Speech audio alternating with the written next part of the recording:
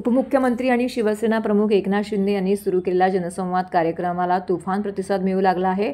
उपमुख्यमंत्री एकनाथ शिंदे यांच्या आदेशाने ठाण्यातील पक्षाचे सर्व नगरसेवक, शाखा प्रमुख जनतेच्या भेटीला जाणार असून लवकरच ठाणे महानगरपालिकेत देखील जनतेचे संवाद साधण्यासाठी कार्यालय सुरू केले जाणार असल्याचं माजी महापौर अशोक वैती आणि माजी विरोधी पक्षनेते मनोज शिंदे यांनी सांगितले। ते काही नगरसेवकांसोबत जनतेच्या समस्या घेऊन ठाणे महानगरपालिकेचे आयुक्त सौरभ राव यांची भेट घेण्यासाठी आले होते।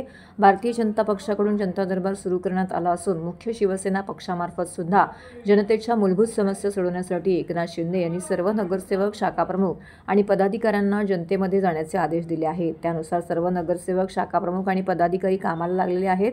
एकनाथ शिंदे यांनी दिलेल्या आदेशानुसार प्रत्येक मंगळवारी स्वर्गीय धर्मवीर आनंद दिघे यांच्या मठामध्ये जनसंवाद दरबार भरणार असून नागरिकांच्या समस्या सोडवण्याचा प्रयत्न केला जाणार आहे। तर ठाणे महानगरपालिकेशी निगडीत असलेल्या सर्व प्रकारच्या मूलभूत समस्या देखील यामध्ये सोडवल्या जाणार आहेत।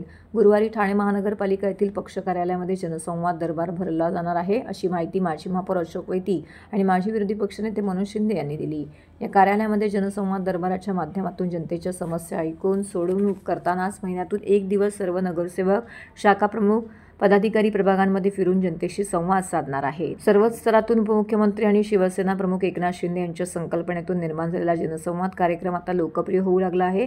प्रत्येक घरापर्यंत जनसंवाद पोहोचवणार असल्याचं जनतेकडून देखील या जनसंवादाचं स्वागत करण्यात येत आहे। या जनसंवादाच्या माध्यमातून गुरुवारी शिवसेनाच्या प्रमुख नेत्यांनी आयुक्त सौरभ राव यांची भेट घेऊन जनसंवादाची झलक दाखवून दिली। यावेळी या नेत्यांनी आयुक्तांसोबत ठाणे महानगरपालिका निवृत्ती कर्मचारी वेतन, नवीन कर आकारणे, सफाई कर्मचारी कायमस्वरूपी करणे, वारसा हक्क तत्वावर नोकरी देणे, परिवहन येथील निवृत्ती कर्मचारी यांचं वेतन यांसारख्या विविध प्रश्नांवरती यावेळी चर्चा केली।